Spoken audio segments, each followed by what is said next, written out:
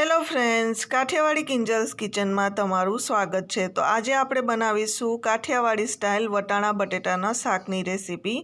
વટાણા બટેટાનું શાક તો બધાને જ ભાવતું હોય છે અને ખાવામાં એટલું ટેસ્ટી લાગે છે અને વટાણાની અત્યારે સિઝન પણ છે, તો ઇઝીલી તમને માર્કેટમાં મળી પણ જશે। તો વિડીયોને છેલ્લે સુધી જોવાનું ના ભૂલશો। વિડીયો ગમે તો લાઇક, શેર અને ચેનલને સબસ્ક્રાઈબ જરૂરથી કરજો। તો ચલો હવે રેસીપી સ્ટાર્ટ કરીએ। અને જો તમે મારી ચેનલ ઉપર નવા હો તો ચેનલને સબસ્ક્રાઈબ જરૂરથી કરજો અને બાજુમાં આપેલા બેલ આઇકનને હિટ પણ જરૂરથી કરજો, જેનાથી નોટિફિકેશન તમને જલ્દીથી મળી જશે।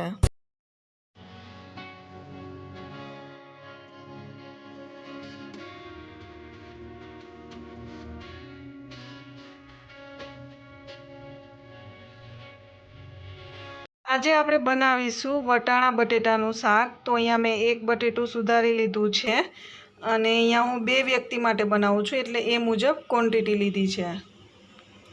તો અહીંયા મેં બટેટાથી ઓછા વટાણા લીધા છે અને અત્યારે લીલા વટાણા માર્કેટમાં ઇઝીલી મળી જાય છે અને શાક પણ એટલું ટેસ્ટી બને છે। અહીંયા એક ટમેટું કટ કરી લીધું છે।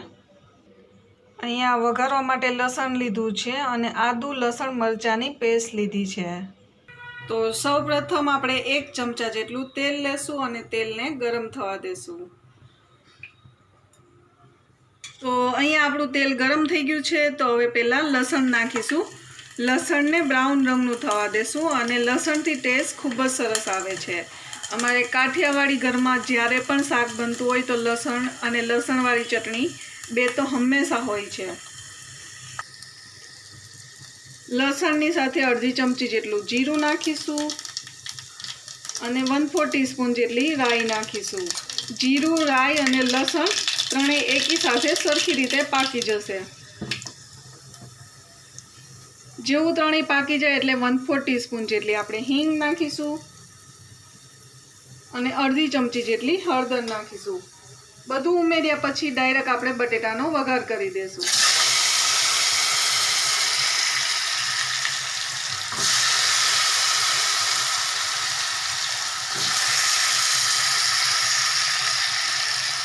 અને સરખી રીતે મિક્સ કરી લેશું।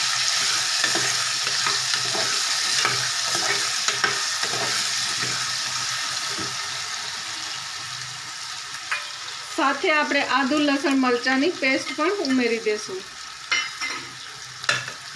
અને મિક્સ કરી લેશું। એકવાર આ રીતે શાક બનાવજો, ખૂબ જ ટેસ્ટી બનશે। જો કાઠિયાવાડી હશો તો તમને ખબર જ હશે, પણ જો તમે કાઠિયાવાડી ના હો અને કાઠિયાવાડી ભાવતું હોય તો એકવાર આ રીતે ઘરે ચોક્કસ બનાવજો। નીચે કમેન્ટ જરૂરથી કરજો। તો બટેટાને આપણે થોડીવાર આ રીતે તેલમાં જ પકાવવા દેશું। સ્વાદ અનુસાર મીઠું ઉમેરીશું અને મિક્સ કરી લેશું।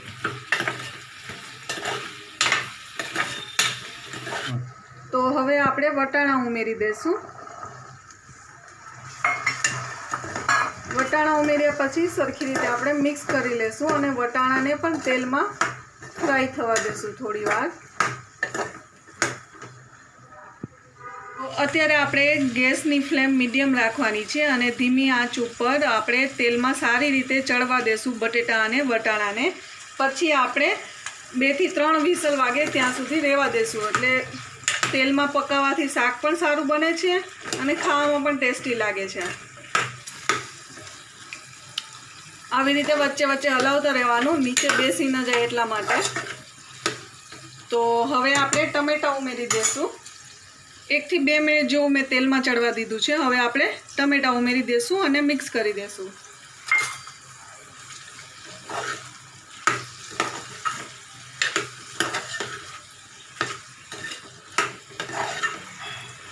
હવે આપણે 1 ચમચી જેટલી લસણવાળી ચટણી ઉમેરીશું।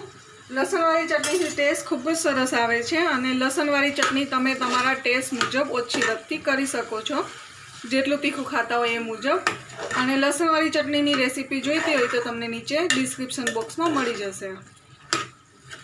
તો બધું મિક્સ કરી લીધા પછી આપણે પાણી ઉમેરીશું વઘાર માટે। તમારે જેટલું રસાવાળું શાક ખાવું હોય એ મુજબ પાણી ઉમેરી શકો છો।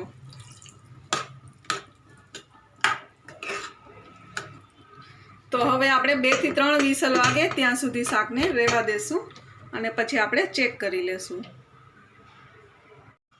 તો અહીંયા 2 થી 3 વિસલ થઈ ગઈ છે। હવે આપણે શાકને ચેક કરી લઈએ। તો તમે અહીંયા જોઈ શકો છો શાક બરાબર રીતે પાકી ગયું છે।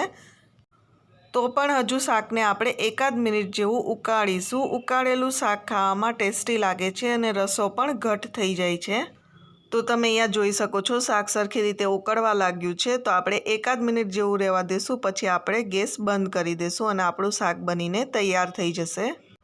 તો તમે અહીંયા જોઈ શકો છો રસો પણ ઘટ થવા લાગ્યો છે। આવી રીતે શાક બનાવશો તો ખાવાની પણ ખૂબ જ મજા આવશે। તો અહીં આપણું શાક બનીને તૈયાર થઈ ગયું છે અને એક વાસણની અંદર આપણે કાઢી લેશું।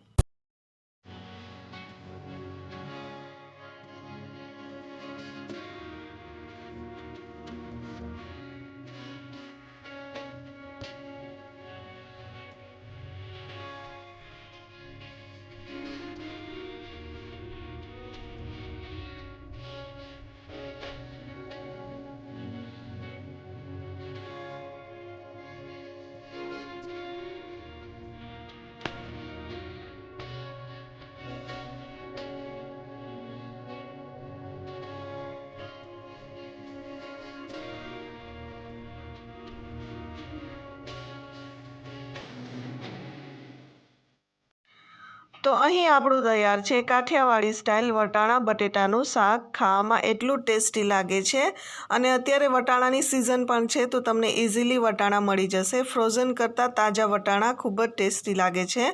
તો એકવાર આ રીતે રેસીપી ઘરે ચોક્કસ ટ્રાય કરજો અને વિડીયો ગમે તો લાઇક, શેર અને ચેનલને સબસ્ક્રાઈબ જરૂરથી કરજો। તો મળીએ નેક્સ્ટ વિડીયોમાં નવી રેસીપી સાથે। ત્યાં સુધી બાય।